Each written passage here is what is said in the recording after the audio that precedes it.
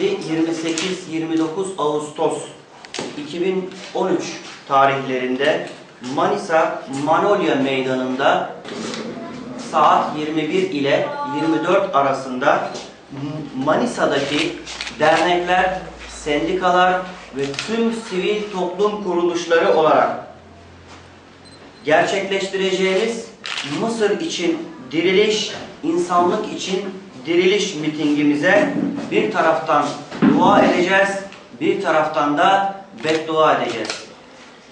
Başta Mısır ve Suriye olmak üzere Filistin, Afganistan, Irak, Doğu Türkistan, Çeçenistan gibi İslam ülkelerindeki yapılan zulümlere karşı gerçekleştireceğimiz bu mitinge Manisalılar olmak üzere bütün ilçelerimizden duyarlı kardeşlerimizi bekliyoruz. Mitingde Mısır ve Suriye ön planda olacak. İnsanlık için diriliş adını verdiğimiz mitingimizin esas adı mazlumlar için direniş, insanlık için diriliştir.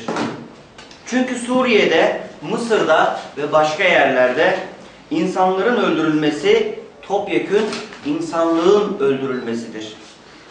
Sendika ve sivil toplum kuruluşlarıyla bir araya gelerek onlarca sivil toplum örgütü adına çağrıcılık görevini yapıyoruz.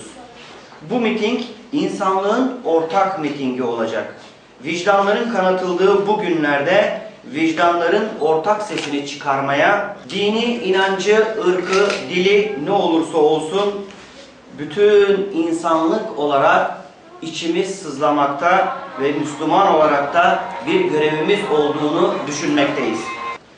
İnsana bakıştaki çifte standart canlarımızı yakmıştır.